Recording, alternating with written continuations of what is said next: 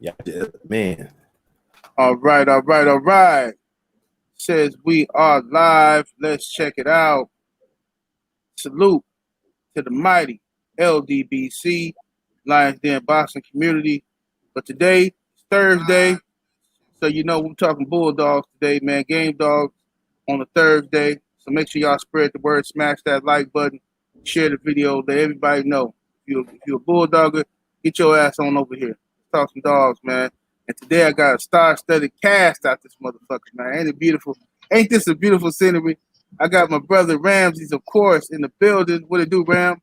What up, what up, what up? You already know how I started. We about to do a whole bunch of lying, talking shit and swallowing spit. Don't take none of this shit serious, nigga. We just on a bunch of niggas online lying. That's right. We talking about historical significance of this breed. That's all we talking about, man. Entertainment purposes only. So look, we got my brother Thompson's Kennels. You know what I'm saying? What's happening, Thompson? Hey, what's going on, y'all? Oh man, chilling, family. And Trying we to got make $1 out of 15 cents. I heard that. And we got my brother Buck City Kennels live in the building. What it do, Buck? Man, I'm just happy to be here, man. Can you hear me? Yes, indeed. Yes, sir. Yes, sir. Salute everybody on the panel today. Much love, man. Much love. Okay. So today we're gonna start off talking a little bit about we're gonna let the conversation flow how it may. The chat always give us some good talk. You know what I mean? What's up, Eli Zachariah? Let me read everybody in the chat real quick, show some love. Miami Snoopy 305, what it do, fam? We got the Architect One, what's happening? Rod Neal, salute. David Scott III, salute, family. P Boxing, what's happening? The homie D McGee, Main Event Mark, Jamal Henderson, Eli Zachariah, salute, family. Maurice McElroy, Ryan in the building. Meredith Campbell, salute, brother. Meredith Campbell's a good brother. He got some dogs out here. Let's see here. ILG Jones, what's happening? A the Great, what's happening? The Atlantean Man, salute. King, Kamala, the plant-based pugilist. Ryan in the building. Dillian G, salute. Black Ham TV, what's happening, family? We got Demo 84, salute. Track Appeal. Rob Sportsman Lee. Lamont Grant. Michael James 616.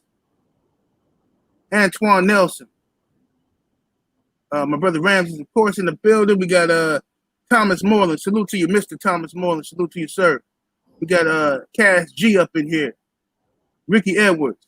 CD Sean. Ronnie L. Brown. What's happening? All right, y'all. So y'all a little slow getting in here today, but that's all right. We're going to cook. Y'all get here. Y'all catch the replay. So look, this is what it is. My brother Ramses gave us some good topics today. We're going to talk about the POR versus ROM. We're going to talk about the importance of a good brood bitch. Why don't we start first with the brood bitch conversation? Ramses, you know, and I'm on here with Thompson and Buck City, both brothers who breed dogs. You know what I mean? So I'm sure they would have some good expertise on the importance of a brood bitch, because I don't even know where to begin, man. I'll be looking at shit like, man, I like this bitch, but then every time I think I know what I'm doing, they be like, nah, dude, don't do that shit. That nigga, you gonna have a bunch of scatterbread shit all over the place. You don't know what you're doing. So I'm just gonna buy from the experts. Yeah, I'm just gonna buy some shit from the experts. You know what I mean? So Thompson, why don't you take it away, man? Talk to us about the importance of a good brood bitch, and how do you go about selecting her? A good brood bitch. There's a lot of levels to it. You know, you want to first of all, I'm real heavy on confirmation with females.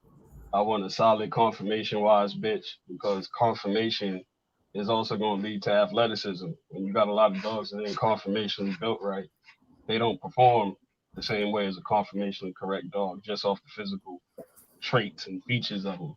So I want a solid built bitch, and I want a bitch that you get dogs that produce themselves, and you get some dogs that kind of just like blend into the pad. You know what I mean? Like you can have a strong producing male, that throws real strong characteristics and shit like that. But I want a bitch that's not gonna overtake it, but just keep it. I use it like a conduit, like just like a wire. It's the insulation around the wire is how I look at that. Right, right. Okay. Buck, what's your thoughts on that? Same question to you. I think females are brood bitches, you know, however we want to put it. I think they're very important when it comes to the makeup of the dogs and, you know, everything. Like, even in the perspective, like male dogs, you know, you can go get the semen and collect it and kind of use that as your time capsule, you know, versus a female, you know. I mean, I hear rumors and, you know, things about, you know, getting the eggs and stuff, but I'm not sure if, you know, that's like in the reality of the dog game today. Like, if people are actually doing that as much as like frozen semen, you know, that stuff gets done every day. Another reason is females, they hold most of the mitochondrial DNA, you know, like even in humans, you know, any kind of animal, like the female, even though the male, you know, just a regular DNA, you know, you're going to get strands from your mother, strands from your father, but the actual mitochondrial, the female is the holder of most of that. And that's like, it could be color, it could be the tightness of the skin, it could be, you know, different things like that. So they're very important, you know, as far as you know, the way they act and their confidence. You know, like if you got a shy mother, you know, she could very well teach that to her young offspring very early. So I think it's very important. Okay, Ram, what's your take on it, brother? Shit, man, the brood bitch, to me, that's the most important dog on my yard because she gonna keep me afloat and in the game. So I always try to keep me a good brood bitch and as many of her daughters as I can. That's why, like, you look at my yard, I got more bitches than I do males. It's just, you know, that's my belief. I could breed my male to anybody and, you know, get some good shit, but can my bitch produce for me? So, you know, I'm big on the bitches. I keep me a Yeah. good bitch on deck for a Yeah. good brood stock. You know, that's your future right there. And you And know I what? think the quality of a bitch being able to successfully have puppies and take care of them, because people act like that shit ain't a trait. You know, Oh my goodness. I've seen bad mothers just produce bad mothers. Like Right. that. The key of a Tell me bitch about is to take care of pups. Yeah. Yeah. Or a good dog. She's so good, but she can't take care of nothing. You know what I'm saying? It's like that's a waste. You know Or what I'm Oh, saying? yeah. or she That's the chop them, worst. or she chop them down, eat them up for breakfast and shit, crazy Yeah. shit like that. I done seen some shit. I had a beautiful litter. I don't even want to talk about it really, but I went down into the basement and I had some snacks for her and all this shit. And this bitch had chopped down 4 puppies for no reason. I was so fucking mad, bro. Like, what the fuck? She just had a real high prey drive. Yeah. And she just didn't like shit around her. And me and my wife and kids had to bottle feed the puppies. You know what I'm saying? Because she was on some bullshit. I was mad as fuck at her for that shit. Just chopped up 4 good puppies, big fat ones too, big, heavy muscular, or heavy bone puppies, you know. She just chopped their asses up, you know. So yeah, man. A good brood bitch is very important. Let me get to the super chat real quick. Salute to my brother Meredith Campbell in the super chat. Much love and much appreciation, homie. He said once again, much appreciation, 78, for bringing these brothers on your platform. He says, I already paid for one from Buck City. He says, salute to Buck for taking the time to talk on his line. Yes, indeed. Yeah, man. Salute. Yes, indeed. Yeah. Nah, real supporters. Hey, you know, that's what it's all about. That's you guys are the ones that keep this going. You know, at the end of the day, you know what I'm saying? Even the legends, it takes Phil to run a train, you know what I'm saying? So appreciate it and salute. Yes, indeed. Yes, indeed. And so yeah, back to that brood. What Thompson was saying as far as like making sure she's a good mother. It's some dogs naturally have that in them. That like they take care of their puppies, they feed all of them, they rotate them on their own and shit. They be doing their fucking thing, you know what I mean? And them bitches you want to keep, you know, especially if they really you know, producing and the puppies turn out to be something, you know what I mean? But I understand the tendency for a lot of people to try to force dogs that are not good mothers to have puppies because they like the genetics and shit, you know what I'm saying? But Thompson, can you give us some background on yourself as far as like your experiences with mothers that wasn't the best? It's a, you know, you got some stuff with females where, you know, you may have a bitch that's napalm and she's just not a good mother. But I lean towards the chess move. If I'm looking for a male off of that type of bitch, I'm not really looking for a female off of that bitch. I want to move away from the trait. If she's a bad mother and I know she throw napalm, I know I'm personally looking for males off of this litter, because I can take those males and put them with a bitch that's solid and takes care of puppies. You know what I mean? You got to balance it off.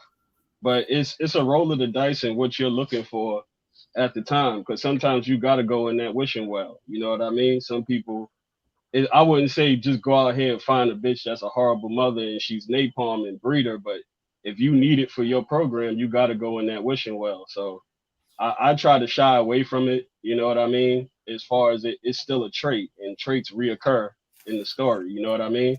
So, Right. You go into it with the mindset, I got a lot of work to do. I got to bottle feed puppies. I gotta stay up all night. You know, it's a rough deal with bad mothers, man. It really sucks because it seems like some of the best bitches sometimes, most of the time, be bad mothers, man. But yeah, bad business, man. Let me read Anthony. Salute to the brother Anthony Overton in the super chat. I appreciate the love, family. He says, what makes a female eat her puppies? Let me go to Buck and then Ram. If she's not a normal puppy eater, I think some of them are just like I had a female, you know, she was a granddaughter of Barracuda, you know what I'm saying? Bitch named Mercedes. I had acquired her because they had bred the Michael Myers dog back to her and created some really good dogs. So I want to take it on myself to get. It's kind of echoing. I don't know. Oh yeah. Go on mute. Everybody go on mute except for Buck. Yeah. Yeah, I wanted to take it on because, you know, that breeding, it really turned out good. And I knew she ate puppies. It was one of those situations where I bred her and I literally sat around and waited for those pups to come out. I thought I was going to have a little bit of time to, you know, maybe you see 3 or 4 pups sitting there and you could just take them from her and start to do your bottle feeding thing. But she would, like, once they hit the ground, she eat them out the sack. And then next thing you know, she was taking the head off.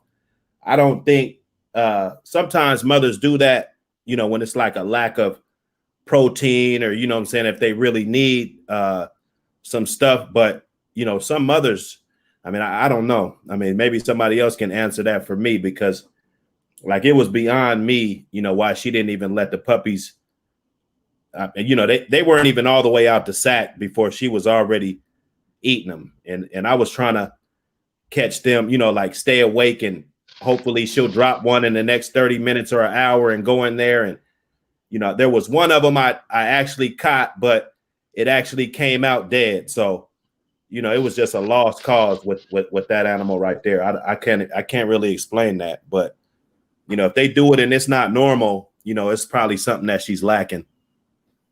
Okay. What you think, Ram?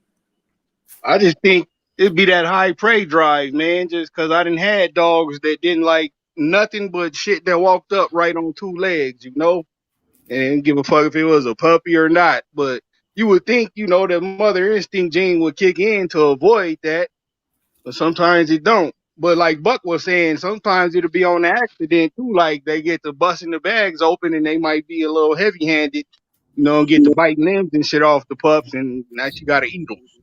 Yeah. I hope that was what she was doing. It was a waste of my time, man. I had another female on deck, you know, to take those off of her and put it on another female I had that had pups around the same time. So I did everything to prepare, and I mean it was a task, and I failed that one.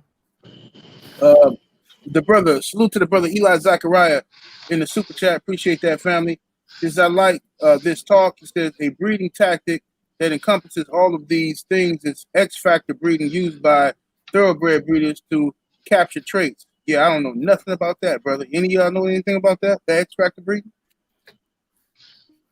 Never heard that terminology on it. X factor breeding. Yeah. I heard of Eli, selective breeding. right. Yeah, we're gonna have to get Selective. Eli on here. You better come on here next week, Eli. Explain this X factor breeding, homie. Let's see here. Yeah. We got. Yeah. And some things is stress levels with the females is too, man. You know, a lot of people do a lot of extra stuff. And these bitches is having puppies. They moving them around. You're doing a lot. You're changing the scenery. I've seen stress do a lot to females. You know what I mean? That's why you really want to let them be comfortable and in their zone when you go ahead and getting ready to whelp puppies. Don't wait till the last minute to start moving bitches around and doing a whole bunch of extra stuff. Right. Jordy King in that super chat. Salute, homie. Says salute to all of the OGs. Yes, indeed. Much love, Jordy King. Appreciate you, man. Brother from the UK out here showing love. We got Mozzie Nation. Salute to the homie in the super chat. He says, Buck, do you think a head cone could have helped out? A head cone.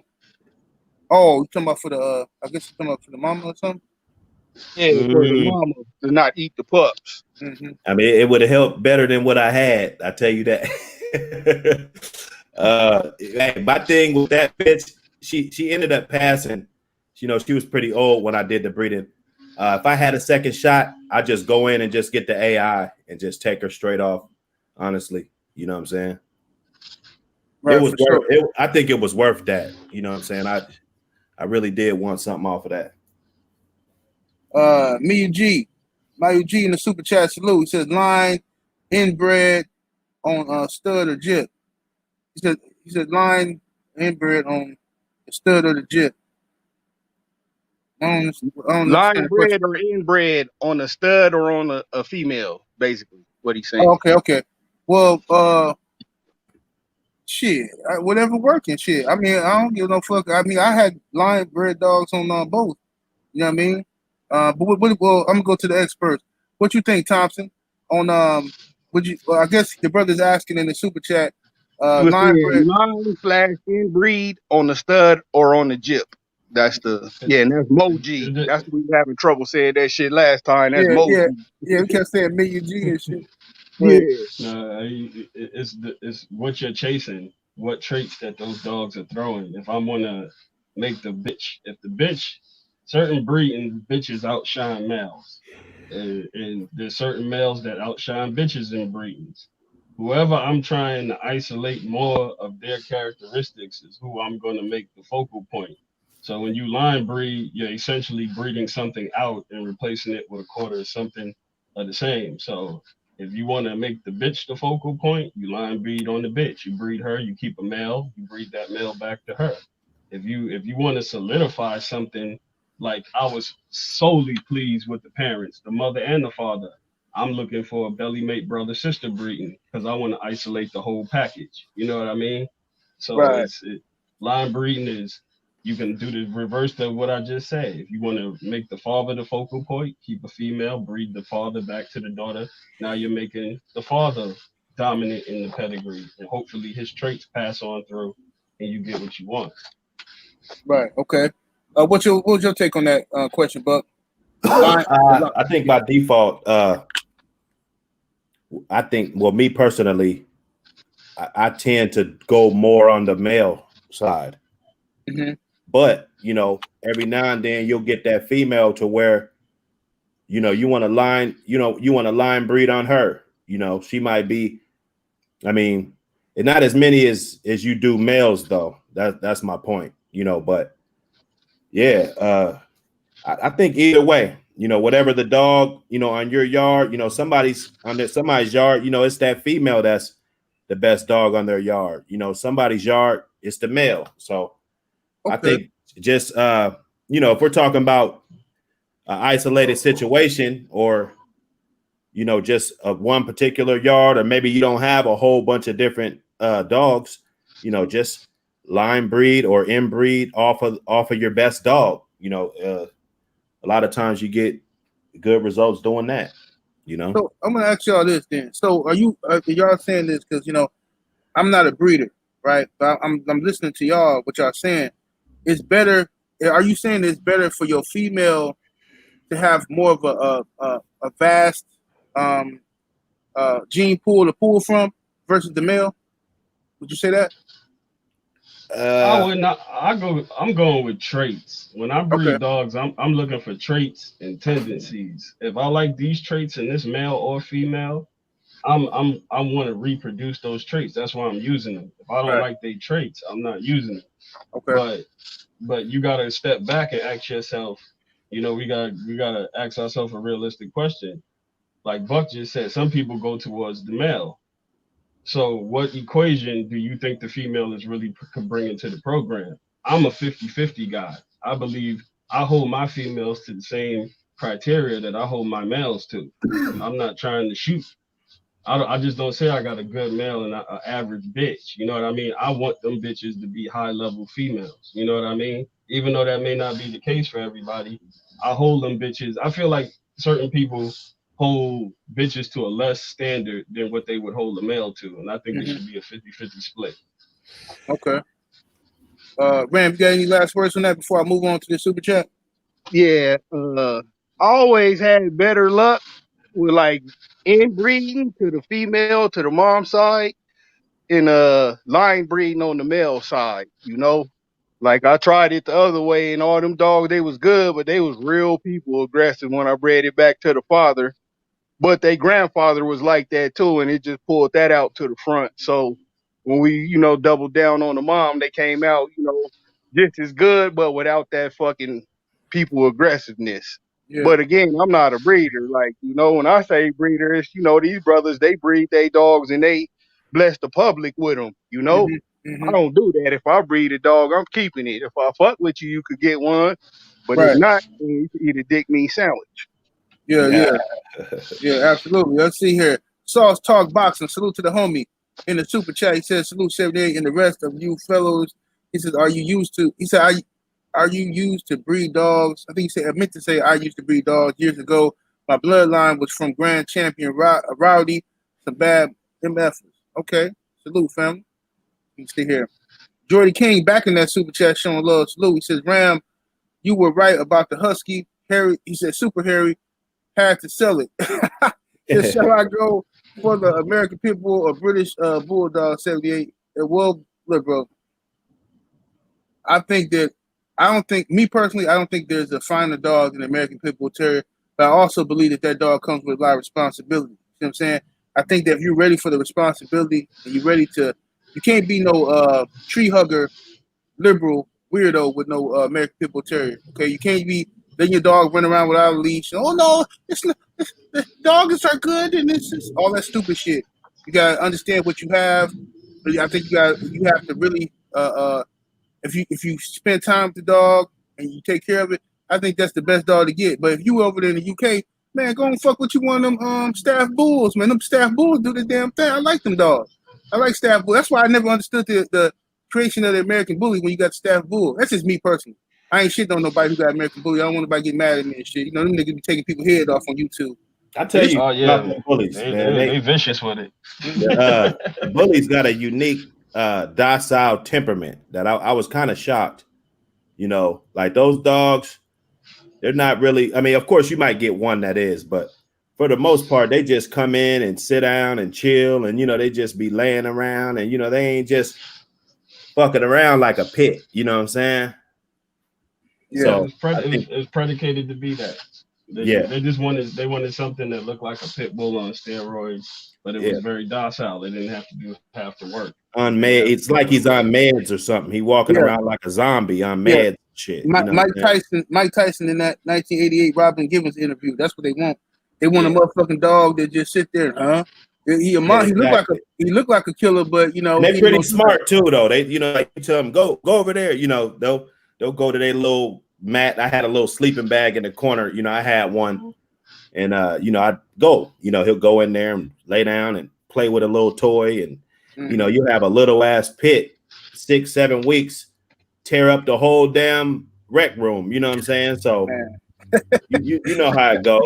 Man, look, you get you know them little kennels you buy, those little cages that you buy from like Walmart or the pet store, you know, the black metal ones that you know, you put them in your corner or something, you know. I forgot what the dimensions were, but you know, a decent size for like a more than enough for a puppy. And man, this little bitch, she's a pit. She get out of that motherfucker. Like I'm talking about, she will find a way. Her intelligence I had to put locks on the corners and twisty ties and everything. She still pushed through the metal. And then she got so cold where she would get out, fuck up the house, piss all over the living room, right? I come back home, she back in the cage, and I can't figure out how she got out.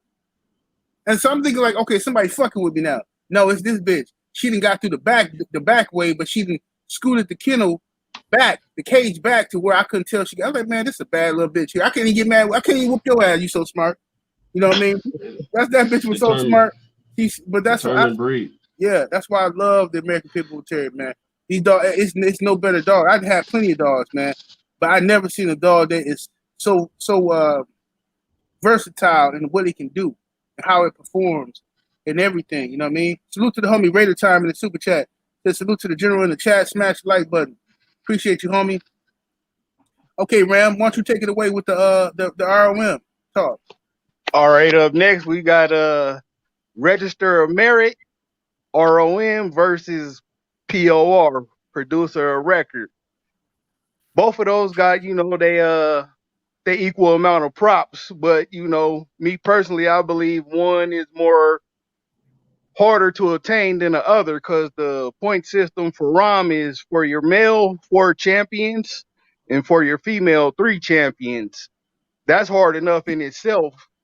But for a POR dog, you got to get the 15-point system, and each dog, you know, say each dog wins one confirmation show, that's 1 point. And if you make, you know, a champion, then that's 3 points plus an extra 1 point because you got a title.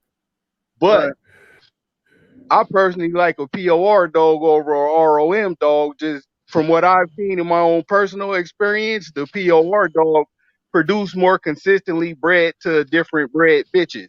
You know, whereas a ROM dog could get bred to 100 females a year, and you know, 3 years later, you know, he could be a ROM dog. Just, you know, but on the flip side, there's ROM dogs who produce in every litter too. I just haven't had the experience of that. Like, you know, I've seen more ROM bitches in my hands than males. Right. Buck City and Tom, what y'all got? I think they both. Did they drop out? Yeah. Or y'all on mute? No, they're there. They're there. Yeah, I'm here. I think they both go hand in hand as far as how good they are. Because if you look at the point system, I'm not sure if the females are 11 for POR. I know males are 15, but shit. I mean, and then that you get 2 for a GR, you know what I'm saying? So, I mean, if you look at that, I mean, it's a higher ceiling. I think it speaks more for the camp when you got the ROM versus a wider spread, you know, for the POR, because you can get 1 here, 1 there, 1 here, 1 there. You know what I'm saying? For the POR, but for the ROM, and it's not easy either one. But I just think it speaks more for if they actually had good camps campaigning, you know, dogs off of that particular specimen. You know what I'm saying? Okay, what you got, Thompson? I would say go hand in hand. You know, you talk about them dogs, you know, he used the key word, camps. You know, a lot of people take for granted how many people are really behind some of these dogs. You know what I mean? It's the same thing, the breeder, the conditioner, the handler. If we're talking from a historic standpoint, let me drop my goddamn disclaimer. No dogs bred, sold, or raised for illegal purposes. But from a historic standpoint, They do go hand in hand because a lot of people see a dog and they'll just refer a name, but they really don't know the story. You know, we living in the social media age where, you know, you one click away from getting a ton of information.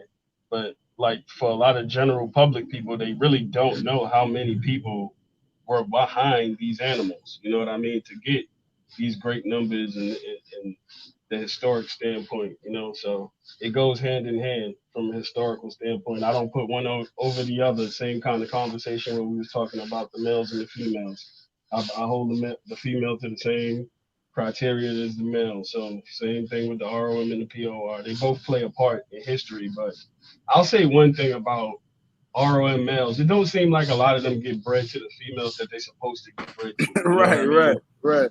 It's like, you know, you get that and it's like, let's jump off the fucking porch. You know what I mean? It's like breed it consistently to what got you to that point. You know what I mean? Yeah. And you know what? Something else too is like one thing I noticed. I'm not going. I guess. Okay. I'll say this. A Rom dog. Most likely, if you show me a Rom male, a Rom dog, that's a male that's on the Rom list, right? Usually, I can show you or tell you stories about his little mate brother that was good too, but he didn't get no shine just because he didn't make grand champion or some other shit, or nobody, or he fell into the hands of somebody who was just a who only bred him 3 or 4 times. You see what I'm saying? And I think that I think the blood is important, and I think that I'm not taking away from the dog at all who made Rom, but I think that a lot of these dogs is bred a lot. You know what I'm saying? And there are some demographic. Right. And there's some dogs that are in that same family that people shit on that are good as fuck. You know what I'm saying? They produce some very good dogs. They just wasn't as popular because they didn't make it to the big stage. You know what I mean? I think that's what because they wasn't in the handler, it wasn't in the hands of people to put them on the big stage. You know what I'm saying, Ramsey? Right. Yeah, A lot of them. example is that'd be like Tab and his brother Champ or Tramp. Tramp made champion and he produced good dogs too, but he ain't as popping as Tab, who just fuck bitches all day and produce good dogs. You know, Right. Jeep and Charlie. Exactly. A lot of them. A lot of them are Charlie dead. came before that. That's a sequence of events there. If you peep that. A lot of them are dead before they make the ROM list, though. You know what I'm saying? So right. It could be like, you just didn't know that shit was popping. They died, and then his shit popped off. He was working, because like right now with the social media era, you can kind of see people on your trails, and you can see you trying to break people in front of you. You said I'm breaking up. Okay, let me go on mute. It might be me. You hear me? Yeah, you good, brother. Go ahead. Yeah. Well, yeah, the social media, you can kind of see people behind you catching you, and you can see people in front of you. You know what I'm saying? As far back in the day, they on the other side of the country. They might not know what you're doing over there. You could be breeding that litter mate brother. I only hear about them every 2 or 3 years. You know what I'm saying? Versus, I could call you all the time and see how the other brother's doing. You know what I'm saying? Hell yeah, that's real shit, bro. But it's an advertisement level to it too. You know what I mean? For a long time, game dogs could be only advertised in a certain kind of way. You know what I mean? It wasn't like back in the day they was doing heavy pig hunting and wall climb and all of this stuff and weight pull. You know what I mean? It was one. If you was an ROM or POR, you automatically had exclusive advertisement rights. That's why those dogs was bred so much. Now, somebody without that didn't have those credentials. You know what I mean? So it was kind of a level of advertisement that this guy is guaranteed to get this because of this, and you're not going to get this because of that. You know what I mean? So it's a big advertisement level on them dogs as well. And from the period in which they were being advertised, you know what I mean? Because right now you can sell a decent dog. You have an animal that's alert with a solid drive, that's working and is about its duty. It may not be an ROM dog, but you could sell that dog in today's world now like it's nothing. Back then you couldn't. You know what I mean? There's levels to it. For Yeah, sure, for yeah, sure. for sure. Salute to my lovely sister Victoria Duval in the building. Always coming through showing love for the Game Dog Talk. Salute to the sister. She got her some bulldogs over there. You know, salute to my sister right there. All right, and Victoria, make sure you go sub to Thompson Kennels in Buck City. You know, and go, you know, stay informed, sister. See what we got here. P Boxing in the super chat. Salute, homie. I appreciate the love from the UK. Much love, much appreciation. Yes, indeed. Yeah, man. So Ram, let me ask you this, man. There's a lot of talk about. Okay, we're gonna just go here. We're gonna go there. I was trying to avoid this from all our shows, but I want to preface this by I don't mean no disrespect, but we have to have these conversations eventually as dog men. I'm sure somebody else had it before me, but like Jeep and Frisco, right? These are and Mayday too. These are dogs that was bred a lot, right? It was bred a lot. So Frisco and Jeep is at the top. I can't remember which one is at the top right now. On the ROM list. Now, is it just about how many champions and grand champions that were produced in the hog hunting, or is it about the numbers of times in which he was bred? Like, I mean, I need some clarification to the brothers from the Yard brothers. You know what I'm saying?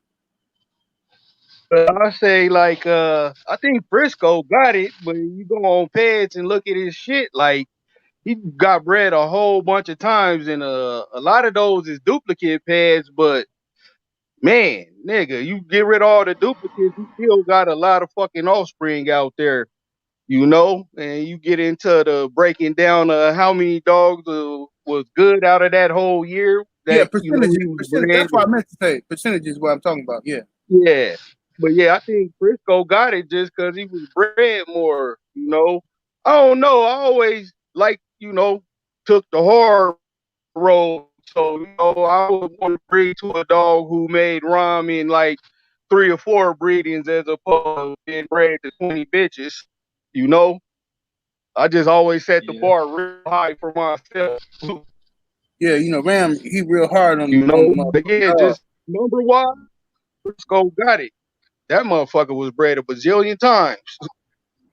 Yeah, Jeep was yeah. bred a lot too, and he produced pretty good. You know, I think Jeep might have been a better producer overall because, you know, each litter got probably more quality dogs, but the Frisco dogs, you know, was just out there so much. Like, god damn.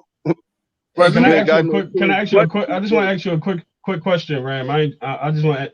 Do you say that Jeep? How much does Tab play an influence on that with you? On what? With the Jeep stuff. Well, it depends. If you inbreed on it, you know, you got to run a chance of getting more of the red boy side of the Jeep. But if you line, you can line breed in it. I seen more Jeep dogs that way, more Jeep Would you style say? dogs. Would you say his best producer son is a 50-50? Who, Jeep? Yeah. Yeah, Or would you yeah, go deep into that? All right. I just wanted to get yeah. I would that actually, opinion. I would honestly say that. You know, just All because right. I got Yeah. experience with dogs down from Tab, and I, you know, could see like, yeah, he did the best, you know, with that fucking red boy bitch. yeah. That who was that Marlowe's bitch, Katie Marlowe bitch. And you know that I just wanted the input. I ain't cutting nobody off. Go ahead with the no, convo. no, Go no, ahead. no, that's a good combo. That's a good question. And that's what I was gonna say is like, you know, I want to make that clear that I'm not taking nothing. That question was not a shot at Jeep or Frisco or Mayday at all. Cause I love Mayday dogs. I fuck with that. That's my shit. You know what I'm saying? But like, I'm not taking a shot at them. I just want to spark that conversation because like it's very important dogs in the history of this breed. But like okay, Red Boy not a ROM dog, but he's crazy important to this motherfucking shit. You could take Red Boy and put him with anything. You could take that blood and put it with anything, and it's gonna pop for the most part. And I thought the Jeep did a very good job of the Jeep Rascal, Jeep Red Boy Rascal. Like Jeep do his thing, like his blood do his motherfucking thing. So you can't take that away from Jeep. I'm just saying, like by percentages. You know what I'm saying? I think that there's okay. Let me ask this question. Let me go to this one. I'm gonna go to Buck first. Give me a dog that you feel don't get its just due. Right? A dog that was a good producer, a dog that the blood's still working, but just don't get its just due. It's not at the top. It's not in the 3 or 4 round. I mean, I think Buck. You know, or Yellow Buck, like I was saying the other week. Mm-hmm. You know, those dogs were bred extremely low, and they produce just a high clip as anybody else. You know, like if they would have been bred, I'm looking at Jeep's thing right now. He got 478 offspring on there right now. You know, I mean, of course, there's duplicates and stuff, but Buck probably wasn't bred. I mean, I don't want to say it, but I mean, I know he wasn't bred 50 times. You know, I could throw that number out there, right? Yeah. You know what I'm saying? You gotta throw out the man behind the dogs though, because the question that preceded this one is you talking Frisco, Mayday, and who was the third? Jeep was the third dog in that equation. The Frisco situation, that's a totally different anomaly within itself, because the dog man that was behind that, it was a motive behind doing that. It was like when a breeder wants to get in the market, that's what was done. He pushed that dog to the public. So when you push that dog to the public in the fashion that he did, you flood the market. Once you flood the market, it's everywhere. You know what I mean? So the numbers is like the dope game, man. You pushing it on the streets, and you're getting it out there where it's becoming a household name. You know what I mean? And then look at the dog that preceded that dog. You know what I mean? So it's the totality of it, because that was a whole player move. Same thing with Mayday. Like what I see with Frisco is like being done with Mayday to an extent now, and Mayday kind of took that place because people will say Mayday before Frisco nowadays. But it was a motive behind the way those dogs were being distributed to the public. You know what I mean? So when you get into those high number games like that, there's more than just, oh, he's producing good dogs. There was a sole motive behind pushing that dog out there to the public. Because I mean, it's hard to see dogs now without certain people's names in it. Oh, you know what I mean? Indeed. I understand completely. Let me read these 2 super chats so we can go right back to it. Salute to Ryan in the super chat. Appreciate you, homie. Ryan wants some smoke. He in the comments trying to cause some smoke. I see you, Ryan. Mozzie Nation, salute to the homie in the super chat. He says, was Chance Floyd good as Tramp or Tab? Let me answer that first. I know somebody who got some Jeep shit off of Floyd, and that shit popped. It popped. You know what I mean? And I didn't know nothing really too much about the Floyd shit. All I knew was Tab. You know what I'm saying? Tab. That's all I knew from Jeep. And some Floyd shit slapped me upside my head one day. Right? And I'm like, what the fuck is this? Oh, it's some Floyd. Like, Floyd? Who the fuck is Floyd? Floyd Mayweather? No, Floyd. Okay, I'm lacking on my knowledge. Floyd shit slappy. It'll slap you if you know where to get it. What y'all think about that question? Hell yeah, that shit'll smack your ass up, you know? As far as, you know, Floyd, he threw his style, and anybody who had the chance to see him know what his style was without getting too much into it, but he's a rough motherfucker, and he threw that shit, man. But, you know, his name out there enough. It ain't everywhere, you know, but it's out there enough. Right. You know, Joe Chan, he was selling them dogs, you know, and he got a pretty penny for them Floyd dogs. And it's some tight ones out here too, real tight. If you got to cross that shit now, it's too tight now. Cause the dude I know who got it, it's so tight, it's ridiculous. It's like them dogs got all kind of pushed in noses. Them dogs look like bulldogs now. You got to cross that shit out to some other shit, cause he got that shit so tight, it's stupid. But salute to Jedi King Pudge in the super chat. Much love, family. My 414 brother. I see you got that 8 Ball Lost album up there. That's what it do. Okay, so let's go back to the convo that we was having. That's a good conversation. Okay, look, let me ask Thompson this. You mess with a lot of Red Boy Jocko, and you mess with also Boyles. You got Boyles Eli shit too, right? So like Yeah, I use Eli strands and Bolio strands infused with the boils. It's like you being able to use it out without really using it out. You know what I exactly mean? right. Distant relatives, but not directly related. Okay. What trace are you producing from the Red Boy Jocko with the heavy termite? Because you know I got my eye on that. And I'm gonna fuck it with you next year. So look, I'm putting it out there. I'm putting it on video. Thompson. Last time I called Thompson for that breeding. It was gone. It was gone before they little dropped. So listen, man, I'm putting my bid in now. If I need to send you $500 to hold something, let me know. I'm putting my bid in now, man. What traits are you producing from those breeds? I look at what the lines are notorious for bringing. Like the red. If you talking red boy, my mind automatically go to wind, and so I lean towards the standards of wind with the red boy. I believe the termite brings an extra roughness to it, a harder mouth to the situation. People say red boy dogs couldn't bite through a paper bag. That's where you get your red boy dogs from. But Exactly.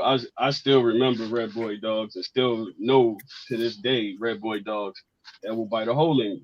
So Right. it's where you get it. But I like the combination because of the roughness, the wind, and it's a level of tenaciousness with those dogs when they get to a level that you want to get them to. They're easy to work, put keeps on. I mean, it's a well balanced dog, and it's worked throughout history that those combinations, the red boy Jocko, and some people say termite is part of it, but I say termite separately just because of the way Celia is bred. You feel what I'm saying? The termite is more Jocko, right? Yeah, it's the reverse pretty Yeah. much.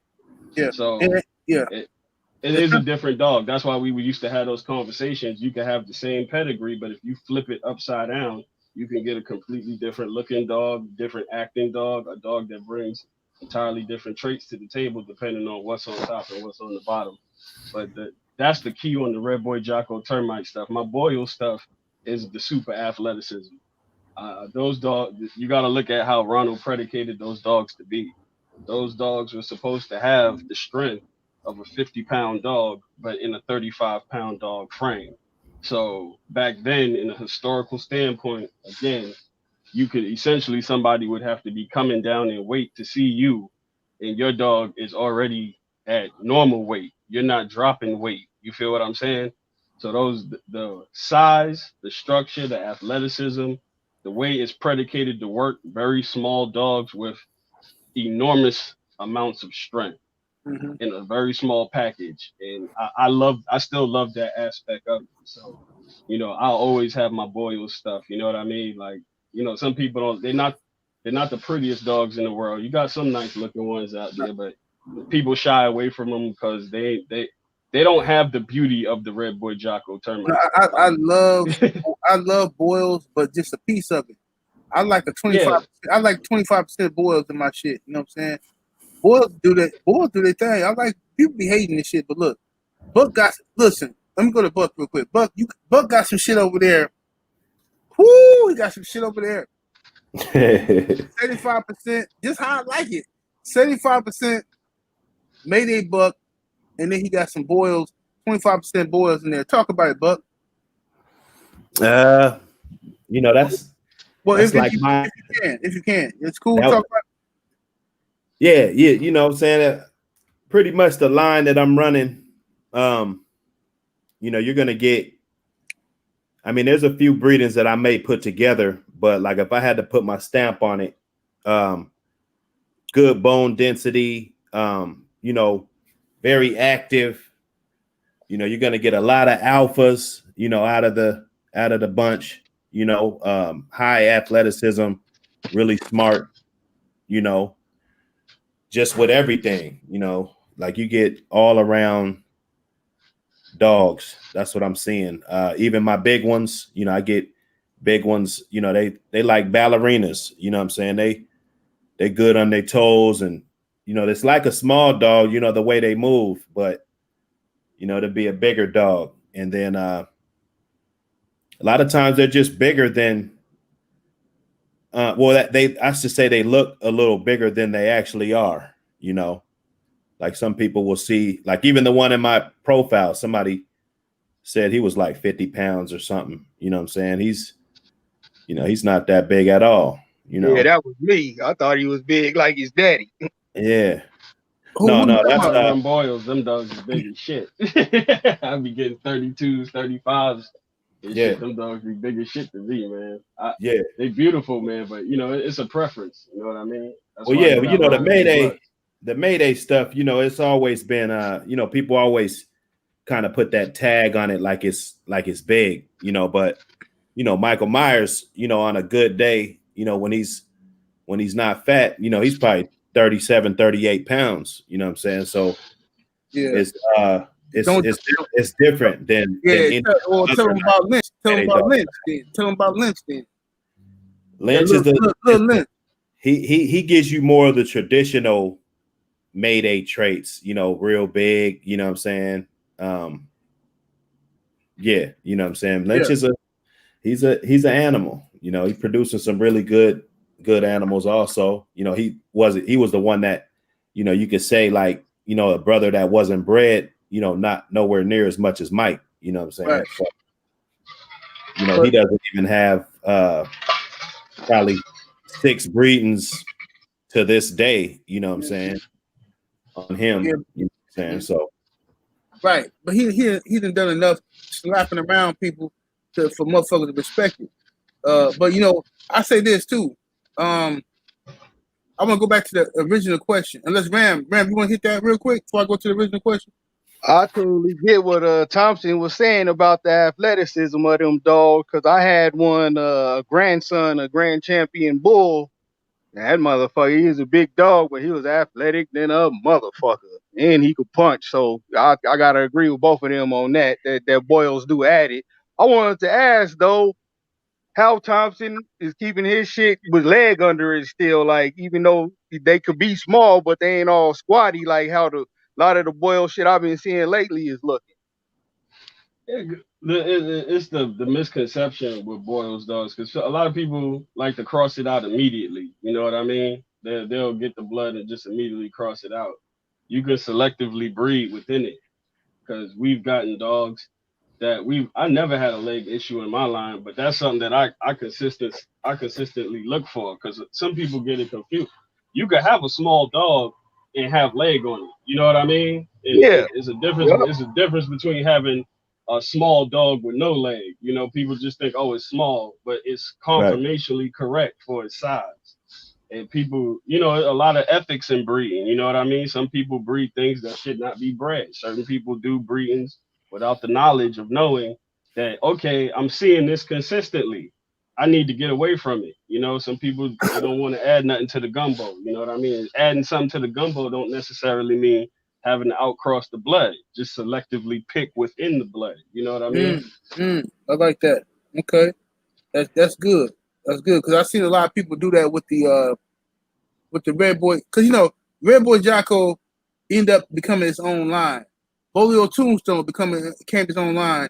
Then when you put them together, it's been so many years that ended up becoming its own line. Red Boy Jocko, Bolio Tombstone. But I see people work that shit so smooth that they still producing good hog hunting dogs and motherfucking show champions. You know what I'm saying? So it's I guess it's like the way you breed it, I guess. But I want to ask y'all this question because Buck answered it, but I want to go to Thompson and then Ram. What dogs do you feel, dogs do you feel don't get enough credit that's not on the top 4 or 5 Ram list as a producer? You going Buck first, right? Well, yeah. Well, Buck. Buck. No, Buck already answered with Buck. He answered with Buck. Top 5, which dog I feel is underrated? Well, any dog. What dogs do you feel don't get the credit they deserve that's not on the top 5 round list. We're not talking about Jeep. We're not talking about Mayday. We're not talking about Frisco. We're talking about dogs that you feel like were good, important dogs in this breed, but don't get the credit they deserve. For instance, I look at Bolio. Bolio is the shit. Bolio all over the place, but he ain't in the top 5 round. See what I'm saying? So how do y'all feel about what's your dog? Fitzwater's Goldie. Is that on the? Okay, Goldie. Okay. Yeah, yes, you got to think. You got Goldie, then you got Zeke, then you got Sorrels, Bull. You know what I mean? I look at dogs that started a sequence of events. You know what I mean? Right. And they don't get the recognition, even though they started the sequence of events. Dirty Mary, another good one like that. She's in the sequence of events of good dogs too. But I look at the dogs that are behind the ROMs and PORs that aren't necessarily ROMs and PORs themselves. You know what I mean? Producing animals, to me, if I'm looking at a breeding standpoint, and that's most of the time if I'm looking at the equation, I'm always leaning towards what produced the great animal or what was the combination that produced the good animal. You know what I mean? Right. And going from there with it. So I'll go. Yeah, I'll do Fitzwater. Okay. What you got, Ram? I got Nico and his son Nico Jr. You know, they don't get enough shine in my eyes, you know, because without them wouldn't be no awesome beasts, you know, and so on and so forth. So, you know, I always say the Nicos, to me they don't get enough shine, but they some real good dogs. Okay. And while we on that subject, let me ask y'all a question. And this is not a trick question. This is not a loaded question. I don't want to start no dumb shit, okay? So I'm telling y'all that. So, because I know Ram will go off on shit. You know what I'm saying? I don't want you to go off on me, Ram. But listen, what do you think about? I'm gonna go to Mayday dogs. Those are my favorite dogs. But what do you think was the best producing sons of Mayday? Don't go off, Ram. All right. I would just go with Luke Kane, just because I'm the more familiar with that blood. You know, I don't like to just talk about shit I don't got hands-on experience with like that. So I would just keep it simple and go Luke Kane, man. Okay, yeah, I know your ass will start talking about dogs getting fucked and everything, man. Okay, yeah, I already know how you do, man. Yeah, beef is only good when you're in the burger business. You know what I mean? Right. Absolutely. Exactly. What you think, Buck? Cause you deal with that blood too. So what you think, brother? Well, is it like just out of the Sons of Mayday? I had to turn my chicken over, man, real quick. Yeah, man. yeah. Out of the Sons, what's the best producing Sons of Mayday from your experience and your perspective? Shit. I would have to think about that. Best producing Sons of Mayday. Man.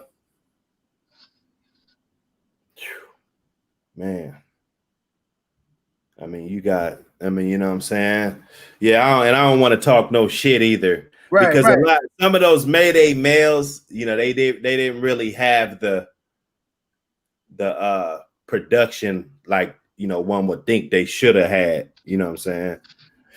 So if I had to choose, shit, man, that's hard. That is a very hard question. I think it'll probably be one of the ones without merits, you know what I'm saying? Oh, you still did it. You still took a jab. Come on. Buck, well, no, that ain't no jab. That ain't no jab. That ain't no jab. Come on, Buck. That ain't no jab. It's just, you know, like we gotta add this up. Like, you know, because we're talking about from a historical standpoint. So even if we're talking about, you know, boxing, you know, we got to talk about it from a numbers standpoint, right? Come on, Buck. Hey, come on, man. Oh, the homie boy. That's that nigga for you, though. Well, I shouldn't even ask that question, man. But I mean, honestly, I didn't think that, and I'm a Mayday fan, obviously, but I didn't think Barracuda produced that great. You know what I'm saying? Yeah. And then Ram just said Luke Kane. I'm not trying to start no bar fight with him. You know what I'm saying? Like, I don't think he produced that great either. You know what I'm saying? I mean, we had dogs off of both of them. You know what I'm saying? So whole litters. Well, not off Barracuda, but yeah, litters off Luke Kane and shit. You know what I'm saying? What's up? So what's up with Hodge, man? I've been hearing a lot of negativity about Hodge. What's up with Hodge, man? From what I know, yeah, Hodge. I seen some good shit from Hodge, man. I just don't think he was bred enough. You know, it's just yeah. one of those situations where, just like Graveyard, you know, you go look at Mayday's offspring list, and you look at Graveyard. I mean, you look at his profile, and Graveyard's right there. Nobody never talks about him.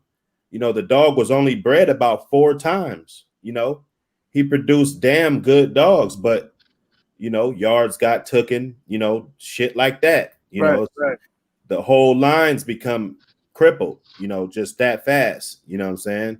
And that blood was gone. He was a respected dog. You know, yeah, it just happened. I don't think Hunch was bred enough in my eye. You know, I didn't look at his stats and, you know, all of that, but yeah, I mean, Barracuda was like the biggest like shock to me that he didn't do what I thought he would do. You know what I'm saying? From production standpoint, as far as I know, he didn't do what I thought he would do. You know, what's up, Thompson? What you think about the best producing sons of Mayday, man? What you got on that? I'm gonna keep it 100 with you. I'm not versed to speak on it. Okay. I never ran Mayday dogs. I never owned a dog with him in the pedigree. It was something.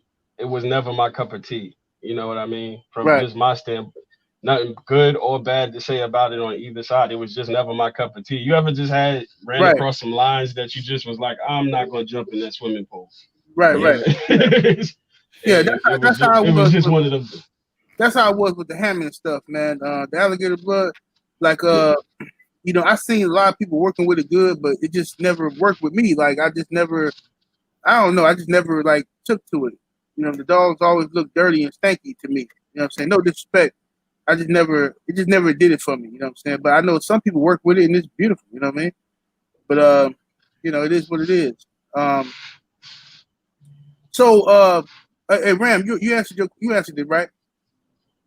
Yeah, I said Luke Kane. Okay, just because you know I had better experience with that shit, you know. Right. Well, I had a couple different shits from it, but you know, had a couple grandkids off of them and shit that was better. Yeah, I tell you, all those dogs that we just named, me personally, I just think the grandkids were a lot better. Luke Kane, him personally, kind of started the Mayday Boyles merger. You know what I'm saying? Yeah, absolutely. That was real popular, and Luke Kane was one of the dogs to start that. So, I mean, all credit and respect due, you know what I'm saying, to what people did. And, you know, it changed the way people breed today. Like when I want my quarter Boyles and shit like that, you know, that's some of the reasons why, you know what I'm saying? Do you see a huge difference between the 50-50 and the quarter? Oh, yeah. It's night and day? All right. Yeah, it's night and day. And I mean, even the eighth, you know what I'm saying? It's, you know, like you got room to go that way. You know, once you infuse it and then like it's something good you're putting in there, it should be there. Like if a motherfucker fart and it stank, you know, it's still gonna be in the room. You know what I'm saying? Okay, I feel you. It's you know, it's still there. Salute to my brother Mazuma Nation in the super chat. Appreciate that love, fam. He says if you only had one stud from your current roster to leave your mark, who is it? Let me start with Thompson. If you can only have one stud, you got to start with your whole yard, but you can keep one stud. What would you do, brother? It'd have to be right now. It'd have to be Ghostman because he's the closest representation of Hustleman that I have. So if I had one stud, it'd be Ghostman. Yeah, Hustleman was a wild boy. You know what I'm saying? Remember nigga over there eating trees and shit. Nigga digging up. Fool. Yeah, this motherfucker digging up roots. I got some brains this time, cuz. I got some brains, man. I see you. You know how to turn it on and off, man. That's what I was trying to control. It's like having a goddamn hair trigger gun. You know what I mean? I just wanted a little bit of stiffness in the trigger, if you feel what I'm saying. Yeah, for sure. I see what you did with him, man. You got that you got that energy without the dumb gameness. You got gameness without the dumb game. That's why me and you always talk, man. I tell you, man, there's levels to it, man. You know, a lot of people want stuff that's off the hinge. You know what I mean? But I mean, Yeah. well, what the fuck is a good dog worth at 15 months? He ain't got a tooth in his head. You know what I mean? Right. It's levels to it. For sure. Buck, what would you do if you had to get rid of all your hounds, man? But you gotta keep one stud to rebuild. What would it be? It'd probably be Nipsey. Okay. You know, just because, you know, I bred him. You know, he's actually, you know, everything he represents, everything I put in to it. So it's a little more special when you got one that you bred, that you put on the higher, you know, a high level like any other stud on your yard. So it'll be him. Okay. Ram, what would you do, bro? Motherfucking use my red jack straw. I ain't got no See, my answer was based on me having straws already off of other dogs. I'm a cheat. Yeah, I'm skipping See, the line. y'all motherfuckers is cheating, man. Y'all got straws and shit hidden, man. We talking about some real life shit. If you had to come back with one fucking dog, cuz come on, y'all motherfuckers is playing your season. All day. Well, I'm saying though, I don't got no males right now. I just got bitches, you know. I just, building my yard back up. So, I'm putting all my money in my bitches right now. Well, that's a good thing to have some bitches that you can just take and breed them to a stud. And you keep all the puppies. That's the shit. That's the shit, actually. You know what I'm saying? You just let them pay that stud fee, and then you come home with your shit. You ain't got to worry about nothing else. You know what I mean? Can I ask y'all a question? Yeah, go ahead. Let's keep it 100. How do y'all feel with the frozen semen game affecting the dog game now? Is it something legit or is this a cheat code? Well, let me say this. Let me answer that one first. I feel like this, bro. You got his charger. Give me 30. If I know that the dog in question, the semen in question, is from that dog, cool, and I can rock with it. But the problem is, it's a whole lot of sons. It's a whole lot of double-bred sons and shit out here that's frozen semen. Like, bro, I don't even want to say no names, but somebody tried to charge me recently $10,000 for some motherfucking for some semen from a pup off a dog that's supposed to have been dead. You know what I'm saying? I'm like, bro, I don't know how much semen y'all got from this nigga. You know what I'm saying? But this shit been going on for years. Like I don't mean no disrespect because they maybe they do have it. I'm just saying some of this shit like 10 G's, bro. Come on, bro. That's a whole lot of money, bro. And I don't know if this motherfucker gonna do nothing. You know what I'm saying? That's a whole lot of money. He could be his son or a double bred son, which is still good, but 10 G's? Come on, family. You know what I'm saying? I don't know. You know what I'm saying? I don't know what it is. You know what I mean? It's a lot of fake shit going around, but it's a lot of real shit going around with the frozen. Right. So my question would be this, and this is just from my standpoint. This ain't a knock on it or nothing, but I want you guys' input. How can we have these dogs, but if we calling them producing dogs and shit, you telling me there's not one all-star son that this motherfucker produced that I can go to? Like, I mean, are we putting numbers on this? Like, because I kind of made a video touching on some of it, and this is just me out looking on it. Is it guaranteed because it's frozen semen off of this dog that all of these dogs gonna check out? Are we still going through the same culling process as we normally are? You know what I mean? No, they're not. They're not doing that. Hey, bro, I know you will, Ram. I know you will, but I want Buck to answer this because I heard Buck speak on this before. Hey, Buck, keep it 1,000. Yeah, keep it 1,000 because I know Buck's gonna kill this one. Go ahead. Hey, it is what it is. Answer the shit. I mean, ask the question. Is people who using the frozen semen off of these dogs checking they offspring out once they use them, or are they just breeding them and saying this a son off motherfucking Marty McFly? Well, if we talking about the people like everybody that's like that we know. I mean, you know what's going on, man. People are getting those dogs and they're breeding them, you know. But every now and then, you know, it depends on the camp. You know, I can't say that everybody is running red lights at 2 a.m. You know what I'm saying? You might have that person that will wait at the light for 5 minutes, even though it ain't gonna fucking change. You know what I'm saying? So But is it decreasing the value of a dog that's actually living and producing? You get what I'm saying? A dog Yeah. that's out here that's alive that you could put your fucking hands on, that's producing, and we would bypass that dog for some dead dog semen. Right. No, see, the reason I got it is for situations like this. Like I'm getting back in the game now. I might need something that I know worked, you know, to get me, you know, back in the lanes where I want to be. But say like if Red Jack was still alive and I had his straw, but you know, he old and I got his son that's good too, I'm bring to the son. If I can't, you know, get out there to where Red Jack was at, you know, Okay, always I bring feel this that. breeding forward. Like, if if he you was got an a great dog, extreme, his son's supposed to be better. You feel if me? he was an extreme producer, I think that's very relevant, and you know, I think it should be done. You know, but I mean, if you're just collecting it just to collect it, and that happens because you never know if he's gonna end up being a great producer. You know what I'm saying? But you know, it's kind of, you know, valuable to you, but I mean, everybody else probably wouldn't care. Like, you know, like how good was even Hollingsworth Bull? You know, like would you consider him like one of the great producers, or like Red Pirate?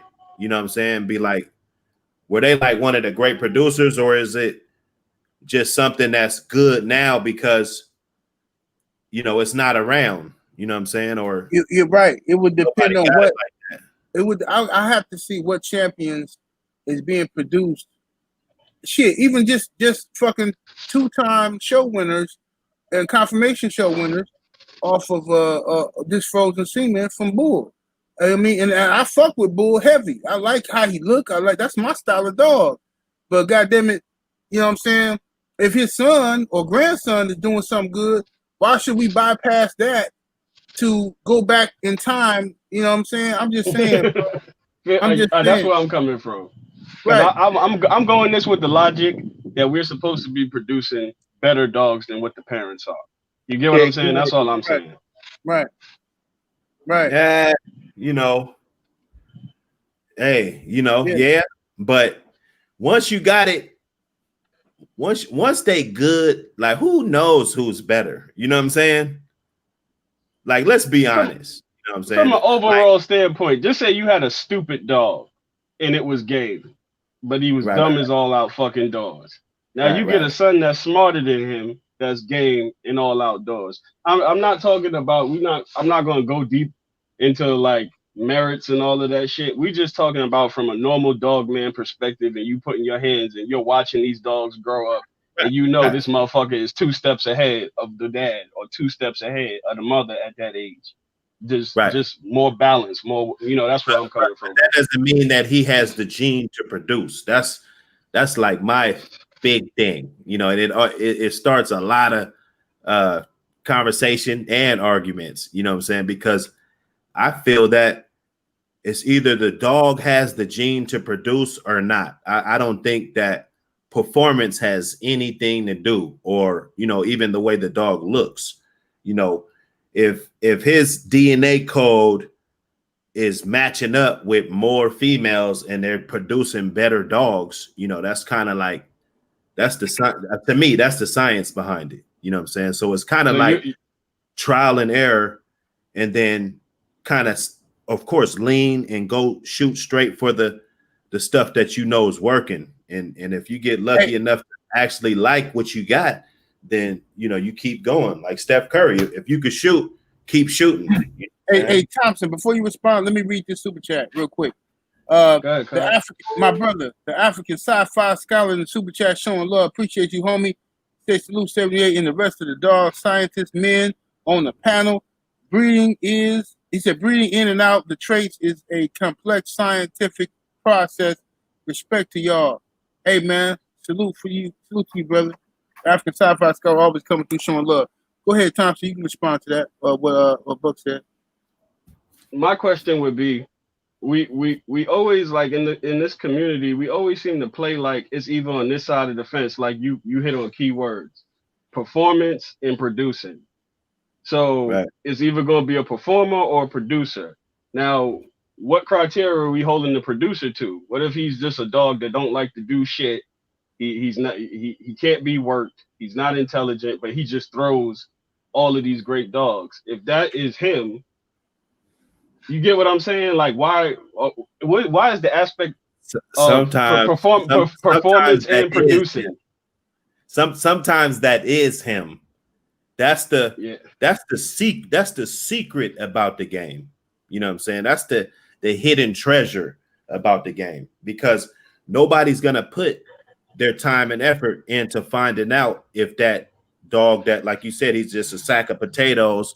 You know, nobody's gonna put the time and effort to even waste their time trying to find out if he could produce. You know what I'm saying? Because, you know, in most of the cases, it's not worth it. You know what I'm saying? But it just so happened, let's say your little cousin had him and he was breeding them, and he just time and time again, every time you seen him walking a pretty dog, and you're like, damn, where you get that dog? And he's like, oh, it's off for old potato head. You know what I'm saying? You know what I'm saying? Mr. Potato Head. He mad than a motherfucker. And he producing his ass off. You know what I'm saying? So I mean, like, give me my goddamn dog back. It ain't really likely, but that's kind of how it be, though. You know what I'm saying? It's either they can produce really good. Like even the Michael Myers dog, I had dogs off of him before I got him. There was a bunch of other people that had dogs. You know, they were hearing about these dogs. You know what I'm saying? I admit, you know what I'm saying, I bred him to subpar, borderline chicken shit females, you know, and I won't even throw them under the bus, you know what I'm saying? But all in all, it's like he didn't need them. You know, some dogs, they don't need the any of the other, you know, they don't need her. You know what I'm saying? I mean, the more percentages and stuff, of course, came from the females that had a couple of litters. You know the common denominator with the females, you know, they had 2 or 3 litters, and people liked what the females were bringing to the table. So those ones were giving us the better percentages overall. But, you know, I mean, that particular dog, he produced good enough to overtake, you know, whatever that female didn't have, or I don't know what she had. You know what I'm saying? Right. Like basically you saying some dogs you could breed to a poodle and get a motherfucking bulldog. Man, if they producing animals, yeah. It's some dogs that just got that shit in them. Like they genes are so dominant. Eli Zachariah, I sent you a link in the chat. Anybody else try to come in, you ain't getting in. I'm gonna let Eli Zachariah in, and next week I'm gonna have if Eli Zachariah, if you around next week, and Ryan, I want to let Ryan get in here. I want to hear what he got to say because he was talking in the chat. So Eli Zachariah, click that link, and if you want to come in and drop some bulldog talk, definitely welcome to do that, brother. But I think, yeah, like y'all said, it's dogs that can. That's why we had that first conversation about the brood bitch, because that's always been a debate. Some people, it's some dog men out here who just firmly believe that, you know, you can put your good male with a bitch, and he gonna make it do what it do if he a good male. Some people believe that, you know what I'm saying? And then there's others who believe that it's a combination. You know what I'm saying? You gotta make sure your boy is with a bitch who got some good shit behind it. You know what I mean? I've seen some. Oh, okay, we got Eli up in here. 1 second. What's happening, Eli? How you doing, brother? Salute, man. Hey, salute, man. Y'all cooking in here so tough, man. I'm like we had church for dogs. You know, man, yeah, this is a game dog church. That man, I can talk dogs all night. What you think of Well, the what show up, so far, boy? brother? Salute Ramsey. Ramsey, my brother. He know my thoughts on a lot of.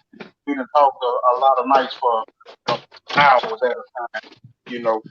But Buck City, man, salute to you. I see you cooking all the time, and I see you giving some good information to people.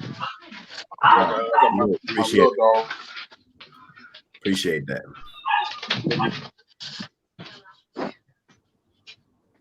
Okay. Now, somebody else just tried to come in. I'm not gonna let you in. I clearly said I'm not letting nobody in except for Eli. So I don't know who that was that just tried to creep in and mess up the show, man. Y'all gotta just. Just delete the link, bro. I tried to. They out there now. They're out there now. But next week we'll get some more people in here and see what it do. You know.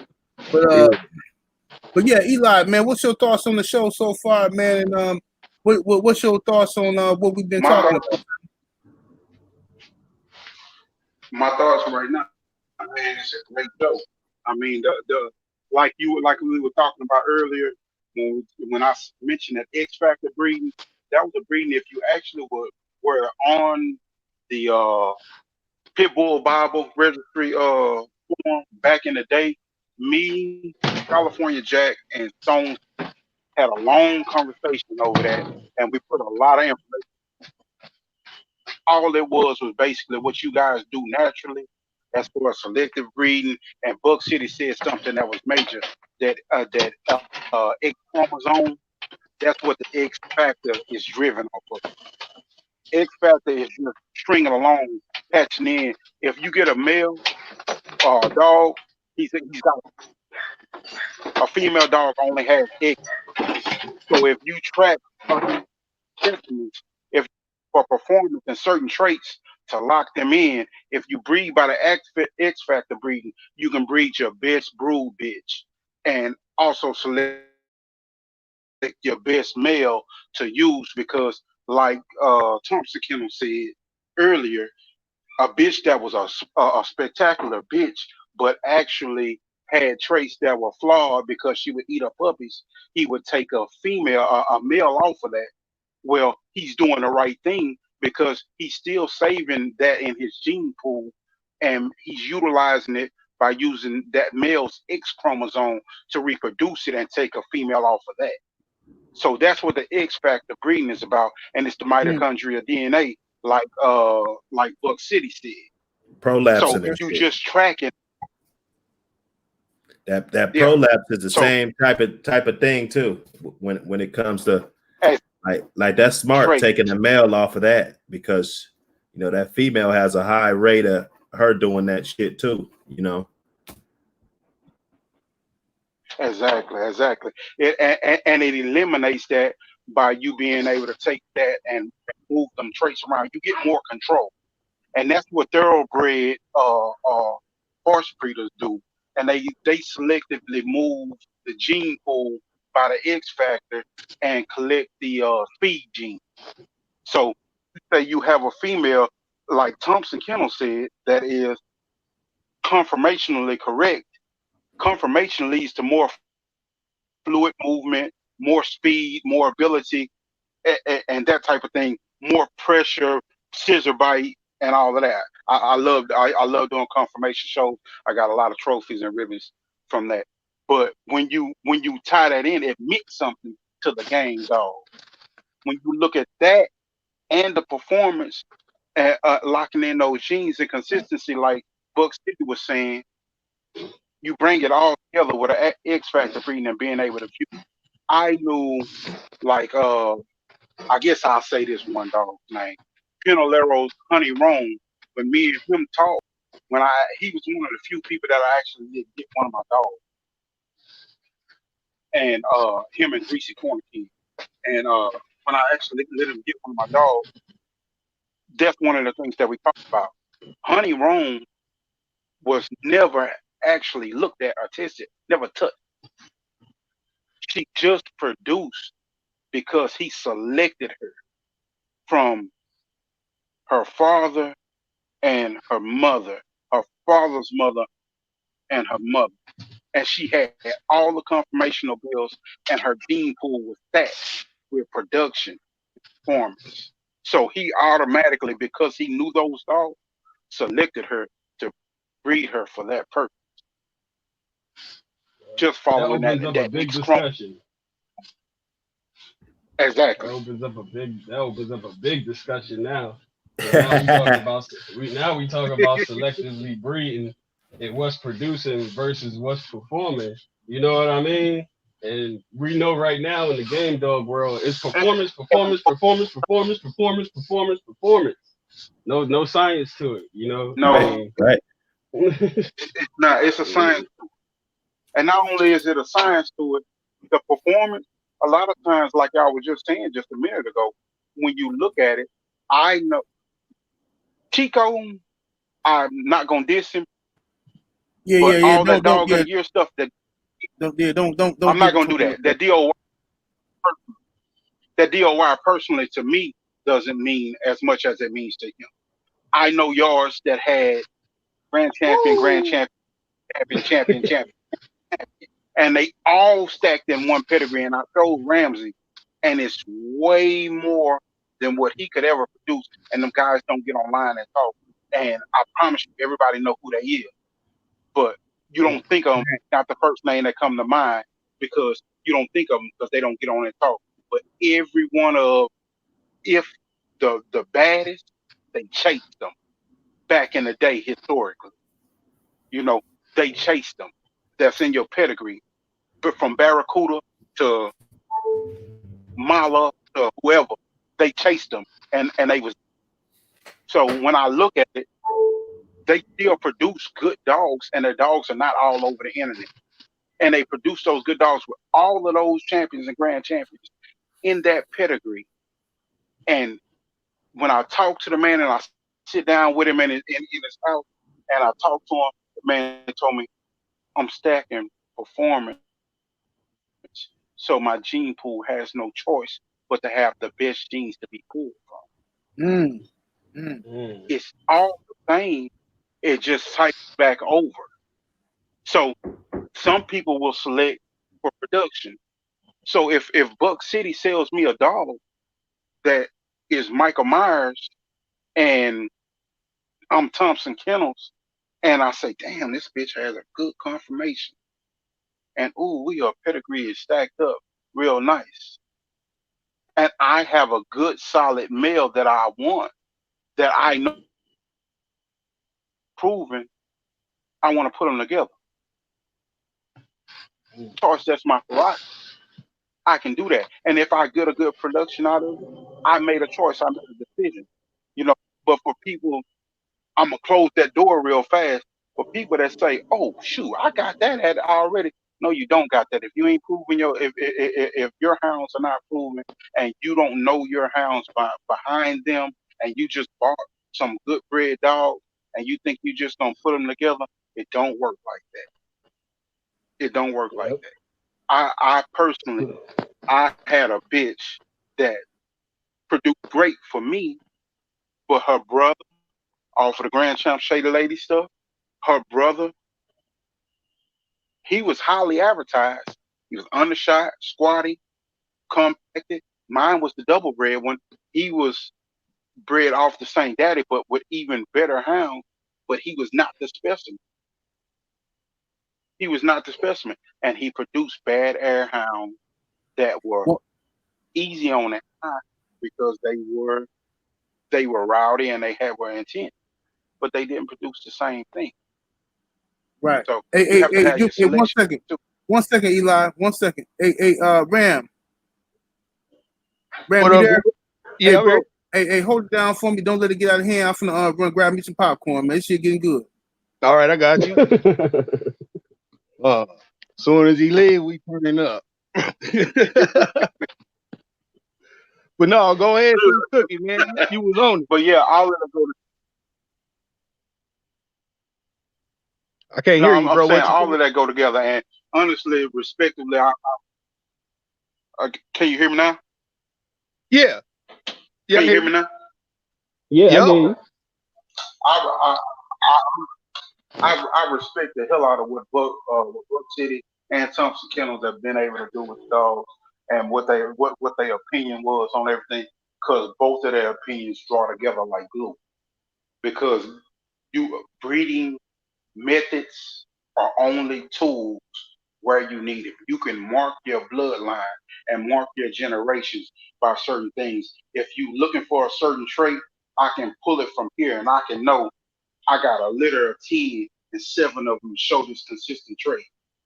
Only maybe 2 of them may be quality performers, but well, not quality performers, but high class performers. And the other ones may be good hounds that I wouldn't take a chance on, going in a confirmation ring and trying to show because they, what just the quote unquote thing. I was gonna look for a backup to those 2 high quality animals. I know I have marked my generations in consistency with these right here in this in this litter. So I'm gonna take any animal I want to take out of those 7 of 10 that show the trait that I was trying to lock in, from me breeding my good female to a male that had that trait that I was missing, and it locked in right here. I can take that and add it back in at any given time without those grand champions. That dog that don't have no color on his pedigree that you see in that pedigree that some people would think is just, oh, where did that dog come from? The dog was kept for a reason. That type of thing. Hell yeah, every dog has a purpose in the program.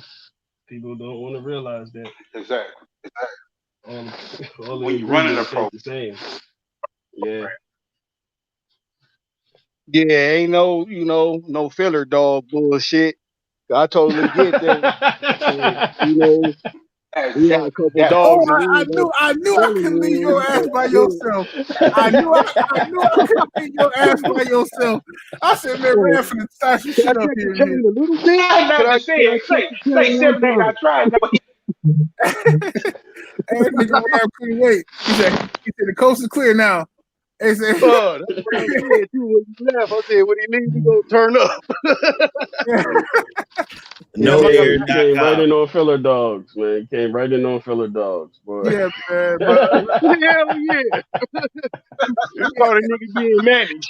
Back at the right time. Hey, let me ask you a question though. Hey man, let me ask, because I heard Thompson. I was thinking of this myself, but I heard Thompson say this in a video one time. I don't remember if it was an old video or what video it was, but for those of y'all that's familiar with the blood, I'm gonna let Thompson take this away. How important was Burton Hank in the Boyle's development? The one dog changes the pedigree. You gotta look at what that dog was implicated for and how the whole route of the blood changed after he was implicated. You know what I mean? You're talking a pivotal dog in that man's program that I just feel he doesn't get the recognition. You know what I mean? We kind of shoot one way or the other with certain bloods, and we don't give certain dogs, because just like Eli was talking about, man, you don't know why certain dogs was implicated in there and what they brought to the table. Sometimes that dog could be implicated for gameness, for athleticism, or it could be implicated to keep shit healthy. You know what I mean? Certain shit nosedives immediately. You can't breed everything. You got to have that dog in there to clean it up. So I believe Burton Hank was a pivotal piece into that equation as far as how that line continued to grow over the years. So it was, I know the video you was talking about, it was in context to people just excluding certain things that this is like, you could tell from the brothers speaking on this panel, like, it's hands-on. These guys know what's going on, you know what I mean? And we discredit a lot of things, you know what I mean? And we dumb things down for the general public, but they don't know the secret science to putting dogs together, creating strands within strands where you don't have to leave your yard anymore. You know what I mean? I look at certain breeders throughout history from that standpoint, that these guys condensed their name is in front of everything, and it all looks like, oh, it's their blood, but it is so complex within that of why they was breeding and putting those dogs in position and never having to really leave their yard unless they wanted to, because that's been a goal of mine. You know what I mean? I want to be able to get what I have and get it working to a point where I don't have to leave. If I need this, I've created a strand to combat that. You get what I'm saying? The mix, but it takes a lifetime to get it consistent. You know what I mean? When you go in that bag, it worked. You know what I mean? So that was the context of what we was talking about with the Burton's Hank stuff and why it was so pivotal, because I believe it changed the dogs to a higher level than what it was from, if you just look at the production rates on the dogs that he took from that dog after he implicated that dog in the program, and see how it changed and how it morphed and how it worked. Those dogs mean something. No doubt about it. I can speak to that. Okay, let me read this super chat. I'm gonna go right to you, Eli. DD in the super chat, appreciate that love. Says hashtag no name natural dewormer. Says great knowledge, my people. Salute to you, DD. Go ahead, Eli.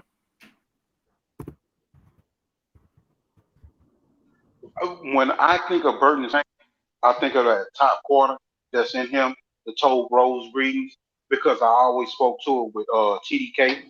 And when I first came around, dogs, these are the type of men that I was around. Not all of them were great, not all of them great individuals. Everybody ain't got the best relationship with everybody. But the knowledge, Toll Rose dogs, what Thompson Kennels just said, they were there to keep dogs healthy, because like when people laugh at Mayfield, I don't necessarily laugh at him. I understand the strength of the genes that he was trying to play. Because when you got dominant genes versus a bunch of recessive genes stacked, you don't get the same amount of sickness and illness in dogs that you would usually get otherwise. So some of them dogs are just catalyst bloods. So when you look at Burton's Hank, he was stacked with dogs that came from good genes to where he could clean the gene pool up of some of the things that was that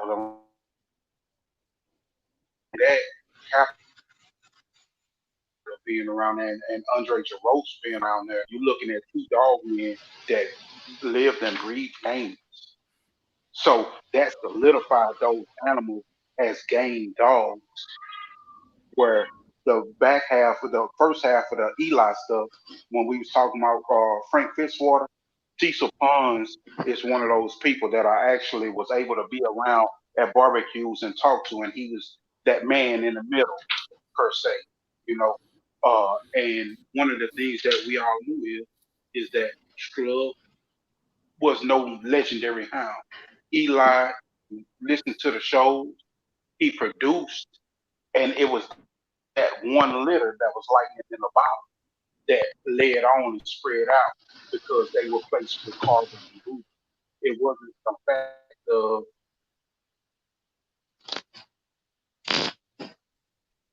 a dog from Eli there, over there, over there. If you look at those dogs, it's between Clemens, Carver, and Boudreaux. Those dogs came from. So you look at a dog like Eli versus a dog like Hank, and you put them together. Hank shores up Eli as a game dog. So what Thompson Kennel said is a real deal. Is a real deal. What's your take on that, Sweet Buck? science, baby. Sweet science. Now I think it's just I think he gets underlooked because, like, even me, I just say, you know, like when I look at Ronald Boyle's yard or most of his line, you know, I always say like Eli Bolio. I mean, you know, you could say that those two probably are more popular than Burton's Hank for whatever reason. But if you look at most of it and you look at him, you look at Eli, you know, it's actually the perfect situation when it comes to line breeding off the Daibo dog. You know what I'm saying? Because Hank is heavy is a motherfucker, Daibo, you know, and Eli. So I probably switch my stance right now and just say even the Boyles line, instead of just saying Eli, you know, we just say Daibo. You know what I'm saying? That's how my granddaddy was. He said everything was Diabo to him. You know, if I try to call something else, he said, "Boy, it's Diabo. It's Diabo. Ain't nothing but Diabo." You know how we see the kids dancing today. Well, it ain't nothing but the Cabbage Patch. Well, it ain't nothing but this. That's what he said. Same shit. Diabo. That's funny. The African Sci-Fi Scout in the super chat. Salute, homie. This is my first time hearing Thompson.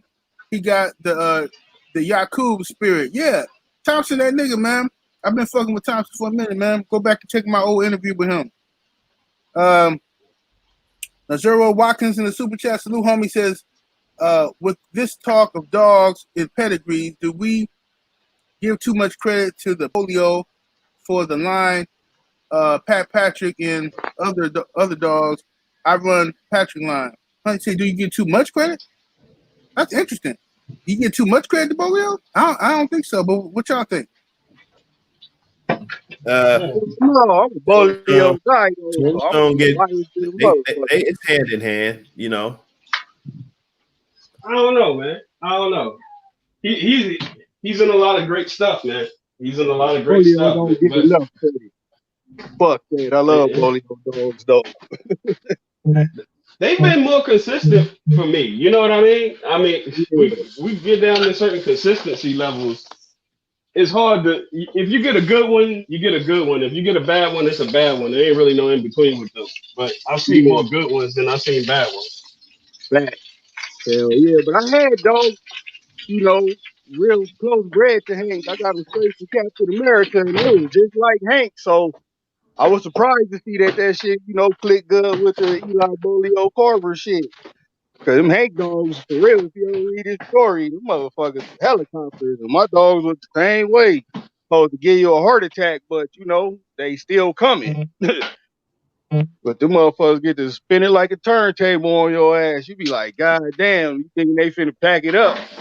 Let them go, and the motherfuckers jet over there. I think the motherfuckers just good defensive, man, like Floyd and shit. They just got good defense. I think it's good defense sometimes is not always tolerated by dog men, because we tend to think, oh, this motherfucker bitching up. You know what I'm saying? But sometimes the bitch up sign look just like the good defense sign. Right. Cause a good dog know his body. He like, look, nigga, fuck what you talking about. Nigga ain't finna hit me in my head no more. Fuck this shit. I'm finna move. Fuck what you talking about. Catch this motherfucker in his stifle real quick. You know what I mean? So intelligence counts for something. Right. You know what I'm saying? Ram, you got any questions for the brothers?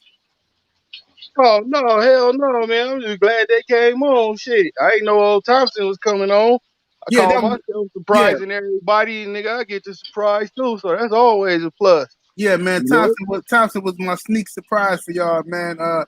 Hey, salute to John Page, man. Gary Russell Jr. brother in the build. He said salute to the whole chat in the LDBC hashtag Team Russell. Salute to you, family. Yeah. Salute, Batman. I fucks with Batman. Yeah, much love, Batman. They be trying to hold that nigga out, but he be scratching hard on their bitch ass. Yeah, sure do. Yeah, if I fuck with Batman heavy, you know what I'm saying? Batman ain't no hoe.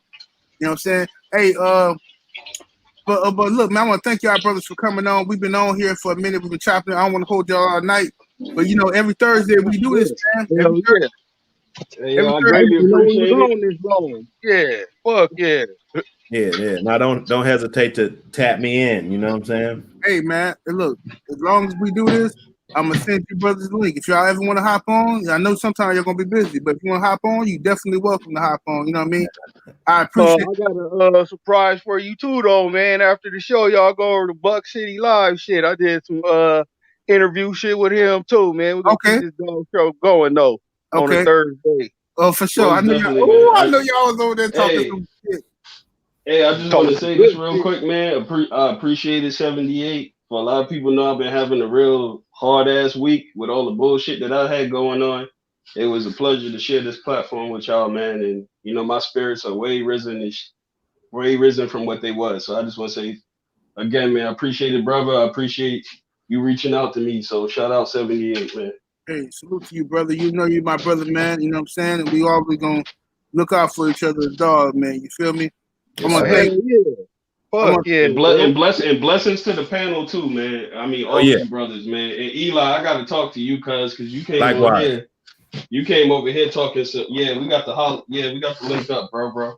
Yeah, Hey connect man, I brain, connect appreciate y'all. brain. Hey, Eli, I'll shoot 7-8 your number and then 7-8 you shoot it to Tom. Yeah, Cool, yeah, most yeah, for definitely. sure. Yeah, we're gonna get that cracker lacking, man. Cause yeah, I like this. This was an excellent show, man. Salute to my brother Thompson Kennels. Salute to my partner in crime, Ramsey. Salute to Buck City live in the building. Salute to Eli Zachariah coming through, blessing us with his presence. Man, we'll be back next Thursday at 7 o'clock Central Standard Time. Man, we're out of here though. Deuces. Peace.